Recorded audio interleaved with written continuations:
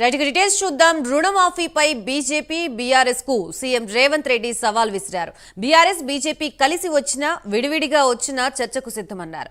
మహబూబ్ నగర్ లోని అమిస్తాపూర్ రైతు పండుగ ముగింపు సభలో పాల్గొన్న సీఎం రేవంత్ రెడ్డి 10 ఏళ్ల బీఆర్ఎస్ పాలనలో తెలంగాణలో అభివృద్ధి శూన్యమని ఎద్దేవా చేశారు.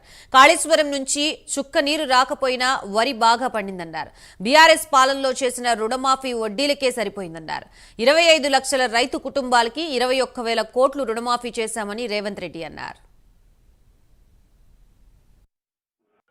ఆయన కట్టిన దాంట్లో అసలు కంటే మిత్తికే ఎక్కువైంది. 2018 నుంచి 2023 వరకు మళ్ళీ ₹1,00,000 రుణమాఫీ చేస్తా అన్నాడు. మొదటి 4 సంవత్సరాలు అన్నా పైసా కూడా ఇవ్వలే. ఆఖరి సంవత్సరం ఔటర్ రింగ్ రోడ్డును అమ్మి 11,000 కోట్ల రూపాయలు రైతుల ఖాతాలో వేస్తే 8,596 కోట్ల రూపాయలు మిత్తికే పోయినాయి. అసలు చెల్లించింది 2,500 కోట్లే. మిస్టర్ హరీష్ రావు గారు, మీరు వినండి స్పష్టంగా. ఆర్థిక మంత్రిగా మీరు బాధ్యత నిర్వహించింది కదా.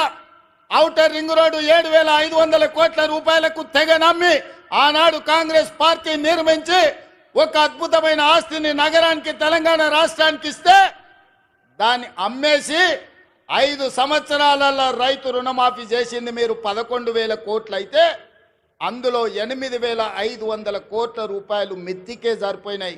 మీరు చెల్లించిన అసలు 2,500 కోట్లే. ఇవాళ ఈ వేదిక మీద నుంచి లెక్కలు చెప్తున్నా.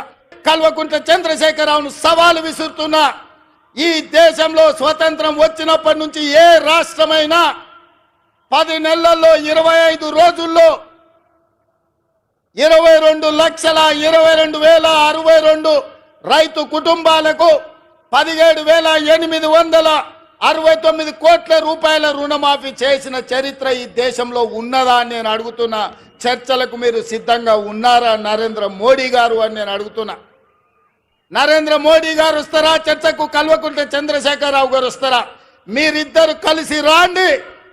ఈరోజు మా బట్టి గారు మా చేతుల మీదుగా, మా ఆడబిడ్డల చేతి మీదుగా 3,13,000 కుటుంబాలకు 2,747 కోట్ల రూపాయలు 4వ విడత రైతు రుణమాఫీ చేసిన.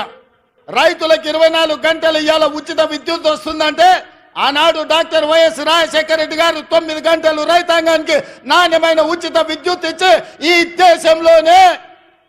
దేశంలోనే రైతులకు ఉచిత విద్యుత్ ఇవ్వడం కాంగ్రెస్ పార్టీ పేటెంట్ అని నిరూపించుకున్న చరిత్ర కాంగ్రెస్ పార్టీది. రైతు బీమా కనిపెట్టింది కాంగ్రెస్ పార్టీ. రైతులను ఆదుకున్నది కాంగ్రెస్ పార్టీ. ఇవాళ రైతుల గురించి ఏదైనా పేటెంట్ ఉంది, ఏదైనా గ్యారంటీ ఉందంటే రైతు రుణమాఫీ కావచ్చు, రైతులకు ఉచిత కరెంటు కావచ్చు, రైతు బీమా కావచ్చు. ఇవాళ రైతులను అన్ని రకాలుగా ఆదుకున్న కనీస మద్దతు ధర కావచ్చు. ఇవాళ రైతులకు 500 రూపాయలు బోనస్ ఇచ్చి వరి పంటను పండించిన చరిత్ర ఇవాళ కాంగ్రెస్ పార్టీది. ఈ పేటెంట్ అంతా మాది కాదా అని నేను అడుగుతున్నా. దీని మీద చర్చించడానికి మేము సిద్ధంగా ఉన్నాం. ఎవరెవరు వస్తారో రాండి అని చెప్పి ఈ వేదిక మీద నుంచి నేను సవాలు విసిరదర్చుకున్నా. పంపించింది పల్లకిలో మోసింది మేము కాదా? 2009లో నిన్ను ఎంపీని చేస్తే తెలంగాణ సాధించడానికి గొప్ప చెప్పుకున్నావు కదా.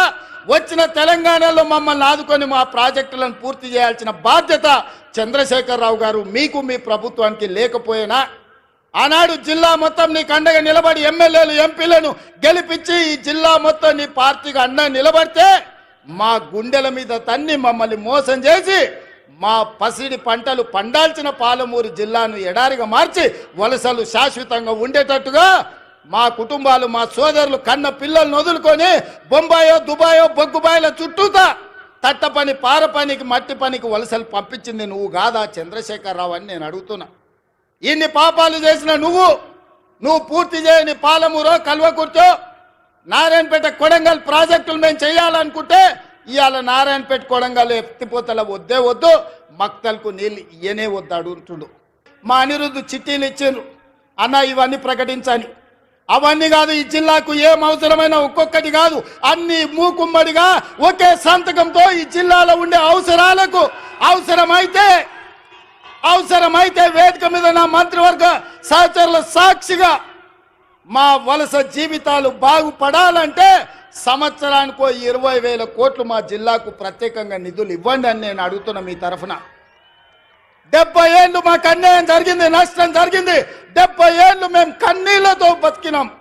70 ఏళ్ళు మా పక్కన కృష్ణమ్మ గలగల పారుతుంటే తాగడానికి నీళ్లు లేక సావు చచ్చిపోయినప్పుడు నెత్తి మీద నీళ్లు చల్లుకోవడానికి కూడా మాకు నీళ్లు లేని బతుకులు మేము గడిపినాం. నేను అడుగుతున్న మిత్రులారా, ఇవాళ ఈ తెలంగాణకు నాయకత్వం వహించే అవకాశం పాలమూరు జిల్లాకు వస్తే వదులుకుందామా అని నేను అడుగుతున్నా. ఇవాళ వాళ్ళందరూ మనకు సహకరించారా? మన జిల్లా కోసం సంవత్సరానికి 20,000 కోట్ల రూపాయలు, 5 ఏళ్లలో 1,00,000 కోట్ల రూపాయలు ఈ జిల్లాకు తెచ్చుకుంటే ఈ జిల్లాలో పసిడి పంటలు పండి బంగారు భూములుగా మారవా బంజరు భూములని నేను అడుగుతున్నా.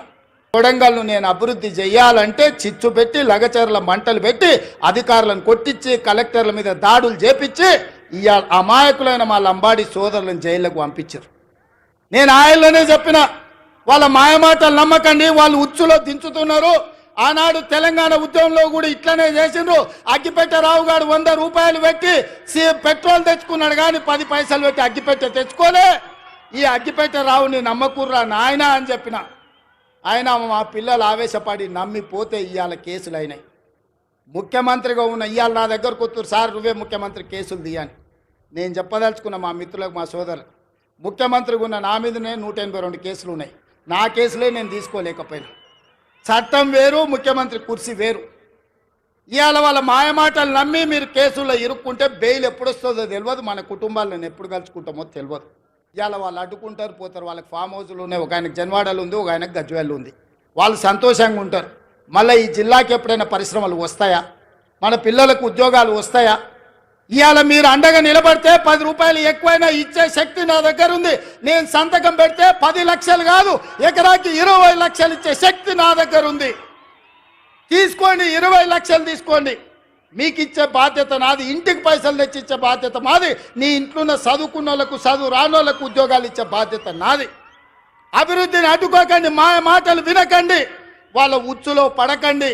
వాళ్ళ ఉచ్చులో పడితే జైల్లోకి వెళ్తే మన కుటుంబాలు ఆగమవుతాయి. ఇవాళ 10 రూపాయలు ఎక్కువ తీసుకోండి, పక్కకు పోయి భూమి కొనుక్కోండి, పిల్లలకు ఉద్యోగాలు తీసుకోండి, మీ కుటుంబాలు బాగుపడండి. ఇంట్లో ఒక్కరికి ఉద్యోగం వస్తే ఒక తరమే మారుతుంది, ఒక తరం తలరాతనే బాగుపడుతుంది. తలరాతను మార్చే అవకాశాలను వదులుకోకండి.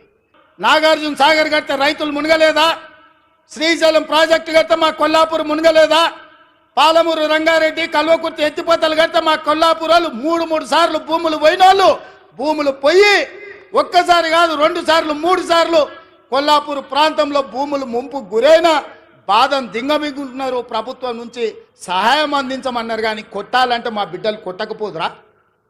ఆయల్లో అధికారుల మీద దాడులు చేయాలంటే శ్రీశైలం వస్తుండేనా? నాగార్జున సాగర్ పూర్తి అవుతుండేనా? జూరాల అవుతుండేనా?